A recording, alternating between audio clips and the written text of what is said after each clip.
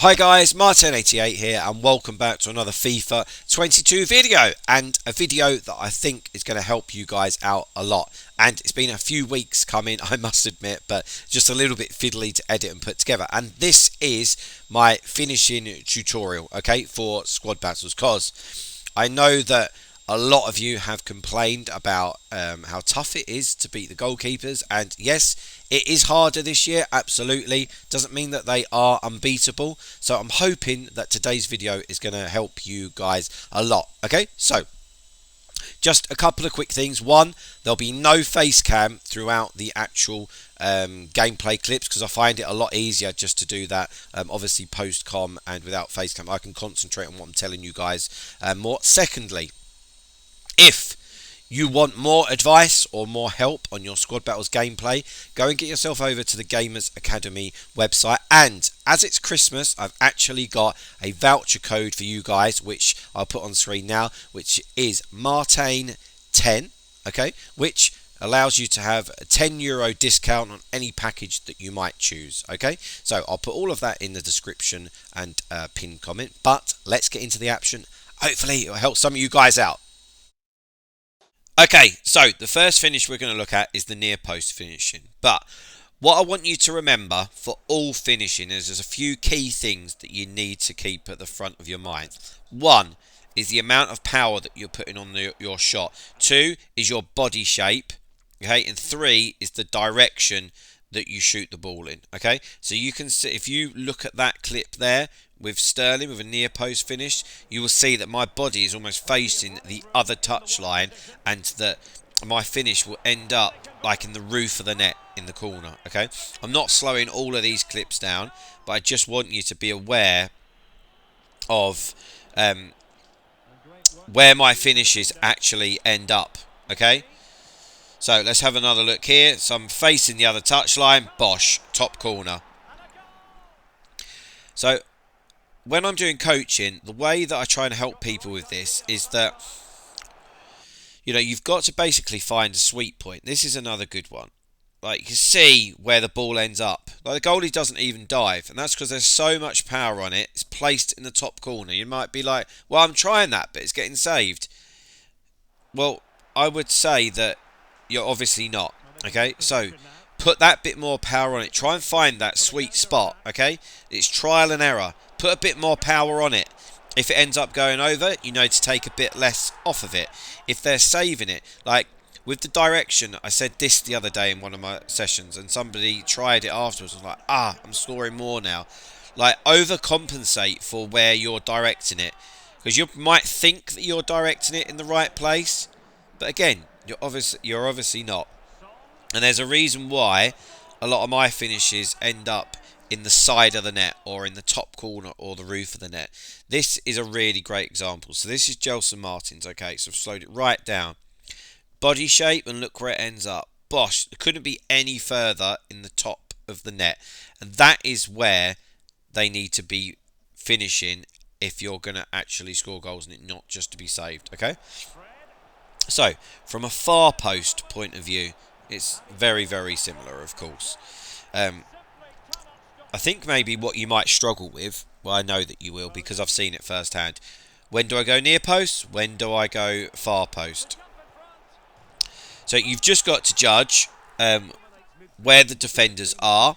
Are they in a position where if you went far post, they're just going to block it, so you're forced to go near post? The goalie, is he too far to the near post, therefore there's lots of space at the far post?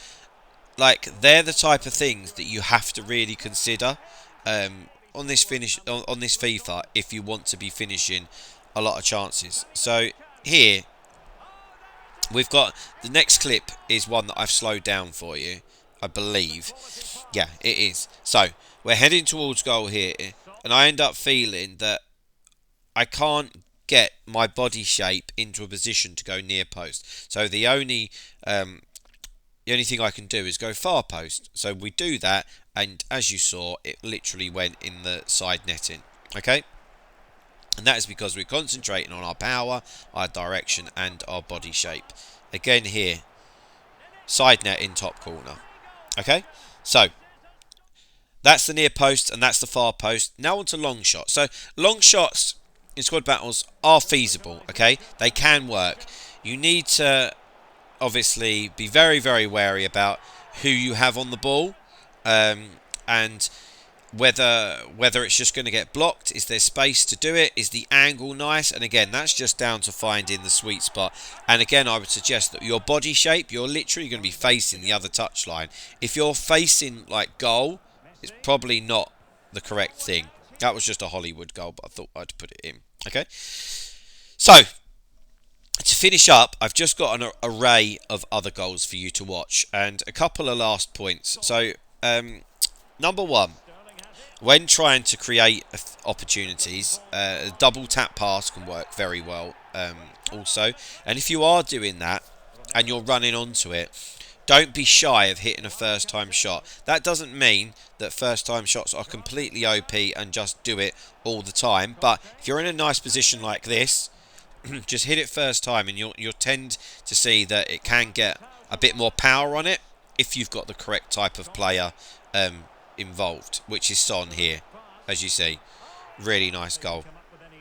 So yeah, that was leading me on to my last point, was as well as the body shape and the amount of power and direction, the last thing that you need to be completely aware of is the player that you have on the ball. What foot are they? What are their strengths? What are their shooting stats? You know, they're the type of things that you really need to consider. Okay? So, we're approaching the end now. What I would strongly suggest, is watching these clips back and listening to what I'm saying a couple of times, because it will take a little while to sink in. Okay, guys? Right, this one here is an example of double tap pass. There we go. And it just sort of, it's a little bit more accurate, I find, and just puts it into the player's path. Also, if they're near a defender, it just seems to evade them a little bit better. Something I've used a lot, so I would definitely keep that in mind. Okay, guys? Again, there, nice finish from Eusebio. So again, you're just seeing like the power, the placement. There isn't a lot more to say apart from that. But if you really are struggling with it, like I said, don't hesitate to come and have some lessons, and then I can really say where you're going wrong individually. Okay? Okay, so there we have it, guys. I really, really hope that you can take at least something, you know, from this video. You know, it might not transform you into being able to score, you know, every chance or 5 goals in every single game. But if it improves your finishing even slightly, then I've done a good job. Okay. Of course, any questions, please put them in the comments below. I'm here to help. And of course, like I said earlier, if you want more assistance and you want some coaching sessions, then get over to the Gamers Academy website. As I said, I have got a voucher code at the moment, which is Martain10, which will allow you €10 discount on any package that you might choose. So yeah, if that's of interest, please go and look at that. But guys, that is it for today. Please drop a like on the video, subscribe if you haven't already, and I will see you next time. See you later, guys. Bye-bye.